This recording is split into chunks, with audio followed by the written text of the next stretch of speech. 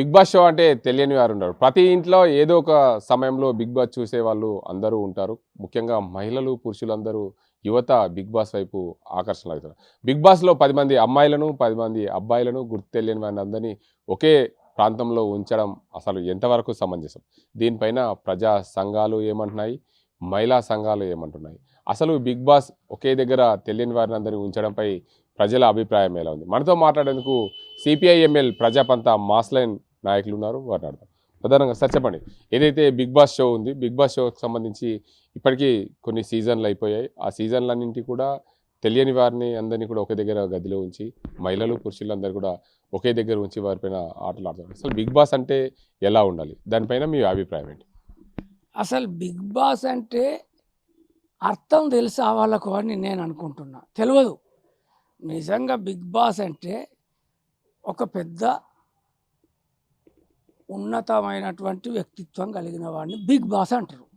కానీ ఈ big boss పేరుతోని మొత్తం ప్రజాన్ని, యువతని అందరినీ పిచ్చోళ్ళని చేస్తున్నారు. వాస్తవంగా తెలియనటువంటి వాళ్ళని తీసుకొచ్చి అందరినీ ఒకే దగ్గర ఉంచడం అంటే అంతకంటే దుర్మార్గమైంది ఇంకొకటి లేదు. అది వాళ్ళు చేయటమే కాకుండా రకరకాల వ్యంగ్య ధోరణులతోని ఒకళ్ళనొకళ్ళు పట్టుకొని కౌగిలించుకోవటము, ఆ తర్వాత ఇష్టం వచ్చినట్లు మాట్లాడటం అనేది కరెక్ట్ కాదు.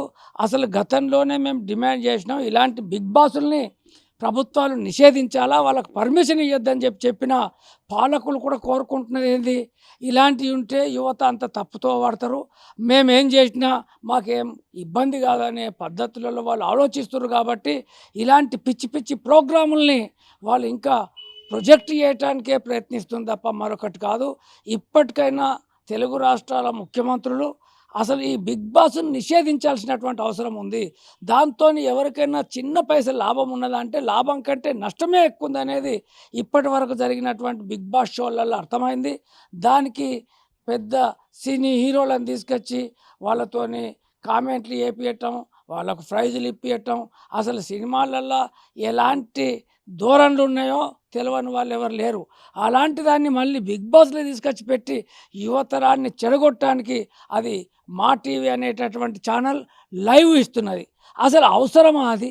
అందుకోసం ఇప్పటికైనా ఇలాంటి పనికి మాసినటువంటి ప్రజలకు ఉపయోగపడినటువంటి బిగ్ బాస్ షోలను నిషేధిస్తే బాగుంటుందని చెప్పి సిపిఐఎంఎల్ మాస్ లైన్ ప్రజాపంతగానే డిమాండ్ చేస్తుంది. ప్రధానంగా బిగ్ బాస్ షోలో జరుగుతున్న వింతను చూస్తే చాలా విచిత్రంగా ఉంటుంది. యువత అంతా చెడిపోయే పరిస్థితి. ఒక బిగ్ బాస్లో ఒక 20 రోజుల పాటు 60 రోజుల పాటు ఉంచాల్సిన పరిస్థితి వచ్చినప్పుడు ఒక ఉన్నతమైన ఒక వ్యవసాయానికి చేసే ఒక దాన్ని ఆదర్శంగా తీసుకుని వ్యవసాయం వైపు పంటలు ఎలా ఉంటాయి దాని వైపు తీర్చాలి. లేదంటే ఒక సాఫ్ట్వేర్ సంస్థలో పనిచేసే కొంతమంది యువకులు అందులో ఉంచి దానికి సంబంధించిన టెక్నాలజీని రూపొందిస్తే బాగుంటుందా? వాస్తవంగా ప్రజలకు ఉపయోగపడేటి, దేశానికి ఉపయోగపడే టెక్నాలజీని అభివృద్ధి చేయటం కోసం అందరిని ఒక దగ్గర పెడితే బాగుంటుంది. కానీ ఇది ఏం టెక్నాలజీని అభివృద్ధి చేస్తుండ్రో పోరగన్లను చెడగొట్టే టెక్నాలజీ తప్ప దేశానికి ఉపయోగపడేది, దేశానికి తోడ్పడేటటువంటి టెక్నాలజీ ఇక్కడ ఏమీ లేదు. కాబట్టి అలాంటిది లేకుండా కూర్చోబెట్టి పిచ్చి పిచ్చి మాటలతోనే అందరినీ ఇది అబాస్పాలు చేయటానికే తోడ్పడుతుంది తప్ప ఇంకోటి కాదు, చెడిపోవటానికే తోడ్పడుతుంది తప్ప ఇంకోటి కాదు. ఇప్పటికైనా ఇలాంటి షోలను ప్రభుత్వాలు నిషేధిస్తే బాగుంటుంది. ప్రధానంగా ఇప్పుడు ఉన్న చదువుకునే పిల్లలకు 1వ తరగతి 2వ తరగతి ఎల్కేజీ యూకేజీ పిల్లలకు బియ్యం ఎక్కడ తయారవుతాయని చెప్తుంటారు. అంటే సాధారణంగా బియ్యం దేంట్లో నుండి తీస్తారు, ఎక్కడ తయారైతే అది మనం ఏ కంపెనీ నుంచి కొనుకొస్తున్నామని చెప్తున్నారు. అలాంటి ఈ బిగ్ బాస్ షోలలో రైతాంగం చేసే పనులు పంటల వైపు అటువైపు దృష్టి మళ్ళిస్తే ఏమైనా బాగుంటుందా?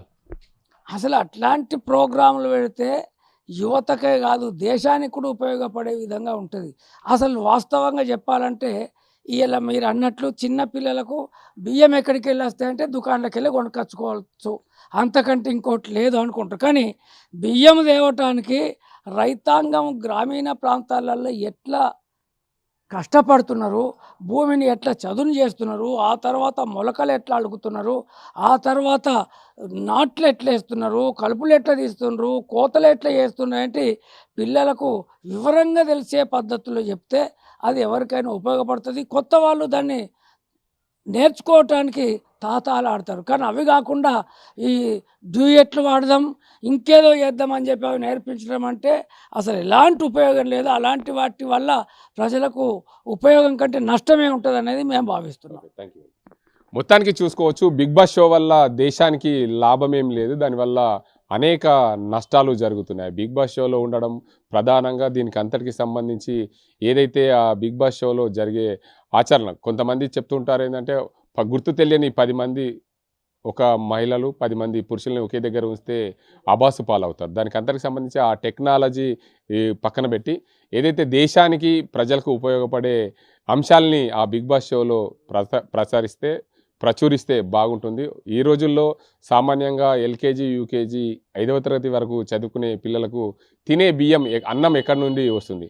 సాధారణంగా కొంతమంది ఇళ్లలో తెలంగాణ భాషలో బువ్వ అంటారు. ఆ పిల్లలకు బువ్వ అని చెప్తే ఆ బువ్వ మాకు పెట్టండి అంటారు తప్ప ఆ బువ్వ అదే అన్నం అని భావించలేని పరిస్థితులు ఈ రోజుల్లో ఉన్నాయి. అలాంటి షోలలో దేశానికి ఉపయోగపడే అంశాలు తీసుకొస్తే బాగుంటుంది.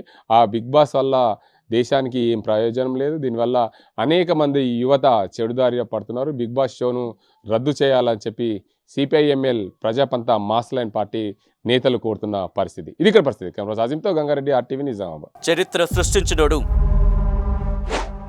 ఇప్పుడు ఆ చరిత్రని తిరగరాయబోతున్నాడు. అబద్ధాల గోడల్ని బద్దలు కొట్టి నిజాలను రాగా మీ ముందుంచబోతున్నాడు. నిజమైన వార్తల కోసం వెంటనే డౌన్లోడ్ చేసుకోండి రా యాప్ని.